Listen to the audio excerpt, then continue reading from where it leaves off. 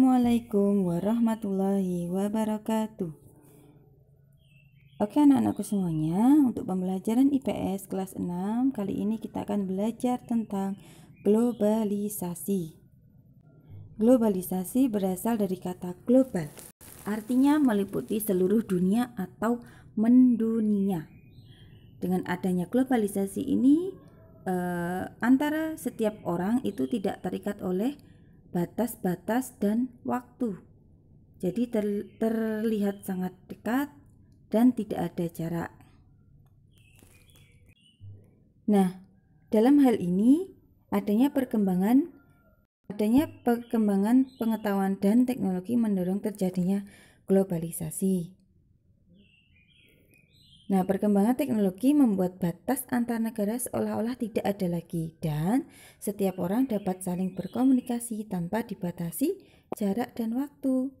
Contoh, jika anak-anak punya saudara di tempat yang jauh dari Jogja, misalnya saudaranya di Jakarta, maka dengan adanya jarak itu antara Jogja dan Jakarta yang jauh itu sekarang sudah tidak dirasakan lagi dengan adanya pengetahuan dan teknologi seperti HP. Kita bisa video call, bisa telepon, sehingga tidak perlu jauh-jauh datang ke tempat saudara kita yang jauh. Jadi tetap terasa dekat. Nah, globalisasi ini terjadi di bidang telekomunikasi dengan adanya HP tadi yang canggih, kemudian di bidang transportasi yang sekarang sudah sangat mudah untuk bepergian kemana-mana dalam jarak yang jauh tetapi waktunya sebentar, misalnya dengan menggunakan pesawat terbang. Bukti-bukti globalisasi ada di bidang komunikasi, pariwisata, periklanan, dan transportasi. Nah, kita lihat satu persatu ya. Seperti yang kita ketahui bahwa adanya alat komunikasi itu sangat memudahkan masyarakat di berbagai kota atau negara bahkan benua untuk saling berkomunikasi. Kita bisa gunakan HP untuk bisa video call di tempat yang jauh dengan saudara yang jauh. Kita gunakan radio untuk tahu berita, televisi kita bisa lihat berita luar negeri, dan internet kita bisa mudah mengakses informasi kapanpun dan dimanapun. Di bidang pariwisata kita bisa lihat juga, kita sudah tahu banyak turis-turis yang datang ke Indonesia karena adanya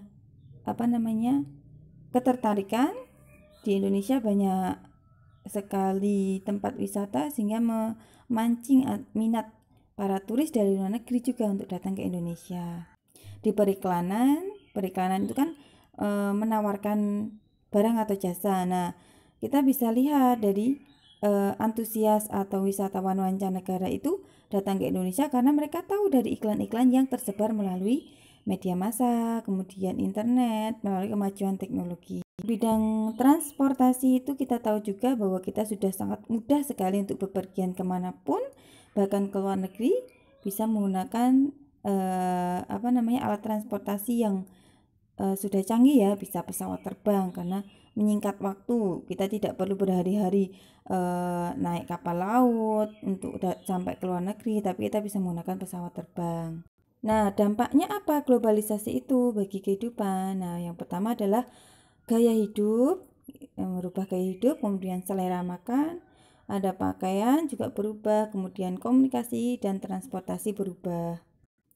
Nah, untuk gaya hidup kita bisa lihat bahwa sangat berpengaruh dalam perilaku masyarakat. Contoh, ketika ada globalisasi, kita bisa tahu orang luar negeri, kita bisa belajar budaya-budaya orang luar negeri, misalnya Jepang. Nah, mereka punya budaya disiplin, kemudian punya budaya bahwa waktu adalah uang, time is money. Nah, kita bisa mencontoh mereka, kita bisa bekerja lebih giat seperti yang orang-orang Jepang lakukan.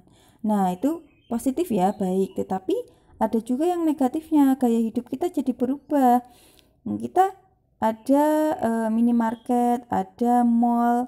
Nah, seperti itu bisa mempengaruhi gaya hidup kita yang sekarang ini mudah untuk mendapatkan barang-barang, baik yang barang bagus impor maupun barang yang lokal. Nah, jadi kita bisa bergaya hidup mewah nantinya, dan konsumsi sangat boros sekali karena adanya globalisasi yang memudahkan kita mendapatkan barang-barang yang kita butuhkan. Nah, untuk selera makan itu orang-orang Indonesia itu sekarang jadi berubah.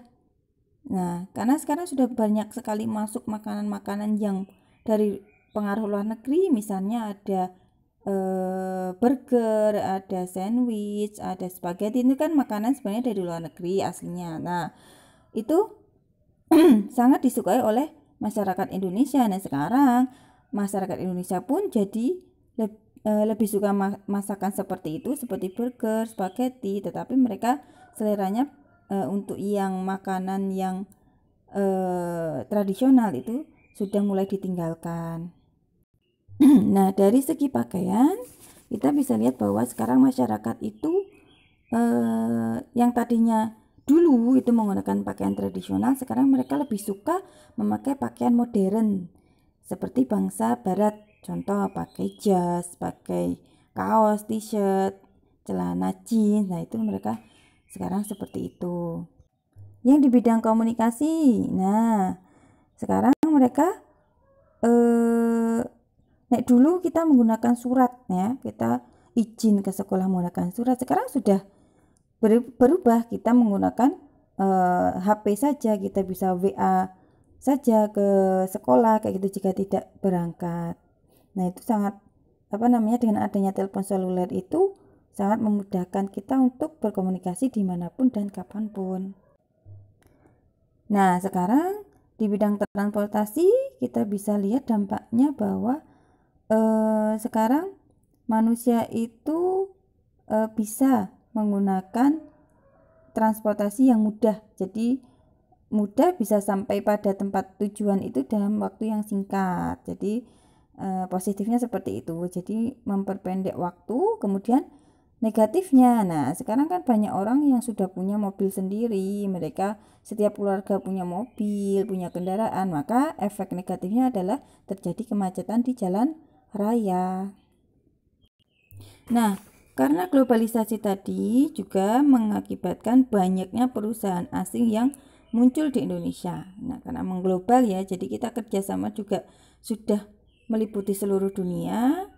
Nah, kenapa kok tertarik dengan Indonesia para perusahaan asing itu? Yang pertama adalah ketersediaan bahan baku. Nah, karena Indonesia itu negara yang kaya, Indonesia punya bahan baku yang sangat banyak, sumber daya alam yang banyak. Jadi mereka tertarik untuk mendirikan perusahaan di Indonesia. Yang kedua adalah karena konsumen yang besar. Mengapa ya? Karena penduduk Indonesia jumlahnya banyak. Jadi mereka jumlah konsumennya juga akan banyak, jadi akan menguntungkan perusahaan. Yang ketiga adalah tenaga kerjanya juga banyak, karena tadi penduduknya besar, jadi bisa mengambil tenaga kerja yang banyak dari Indonesia. Nah, yang keempat, stabilitas keamanan. Di Indonesia itu aman, tertib, sehingga membuat orang asing itu, perusahaan asing itu suka untuk menjalankan kegiatan usaha di Indonesia karena lancar dan aman. Nah, perusahaan asing di Indonesia itu juga ada untungnya. Yang pertama adalah menyediakan lapangan kerja bagi masyarakat Indonesia. Yang kedua, pendapatan negara itu bertambah karena melalui pajak dari perusahaan tersebut. Yang ketiga adalah adanya alih teknologi, sehingga kita bisa belajar teknologi dari perusahaan asing tersebut. Kemudian kerugiannya adalah ya karena ada perusahaan asing itu biasanya terjadi pencemaran lingkungan kalau tidak bisa mengolah limbah. Kemudian peralihan fungsi lahan, yang tadinya kita punya hutan, sawah, daerah resapan itu bisa dijadikan kawasan industri atau pabrik, sehingga kita kehilangan fungsi lahan. Kemudian hasil kekayaan alam Indonesia tidak dapat dinikmati sepenuhnya oleh masyarakat Indonesia karena sudah diolah oleh perusahaan asing. Nah, bagaimana sikap kita terhadap adanya globalisasi? Yang pertama adalah sikap kita terhadap perubahan sosial. Perubahan sosial, kita mengurangi penggunaan smartphone. Jadi jangan sering-sering kita pegang HP ya, karena kita juga punya interaksi dengan orang lain. Jangan kecanduan HP gitu. Kemudian kita juga mengunjungi kerabat dan tetangga gitu. Jadi tidak hanya bisa WA-an, tapi kita tetap harus bersilaturahmi gitu, mengunjungi secara langsung agar lebih akrab, lebih rukun gitu. Kemudian melakukan kegiatan kemasyarakatan, harus aktif, tidak hanya pasif HP saja, tapi harus aktif di masyarakat. Kemudian sikap kita terhadap perubahan budaya, nah tadi ada gaya hidup yang berbeda dan sebagainya. Sikap kita harus menjauhi gaya hidup konsumtif atau sukanya membeli gitu ya, dan mewah, tidak harus bermewah-mewahan. Kemudian lebih mencintai budaya bangsa sendiri daripada budaya asing, karena tadi kita tahu kita sudah mencintai pakai jas, pakai jeans, itu kan budaya asing. Kita harus lebih mencintai budaya sendiri. Kemudian meniru budaya positif bangsa lain, yang positif ya, jangan yang negatif. Misalnya sifat kerja kerasnya, jangan sifat yang negatif dari negara lain gitu ya. Kemudian mencintai produk dalam negeri. Nah, untuk tugasnya silakan kalian kerjakan buku paket SPS halaman 55, latihan ulangan bab 2 paket 1 tapi pilihan ganda saja. Silakan ditulis di jawabannya saja di buku tulis kalian. Kemudian dikirim japri ke Ustazah Latifah ya. Terima kasih. Wassalamualaikum warahmatullahi wabarakatuh.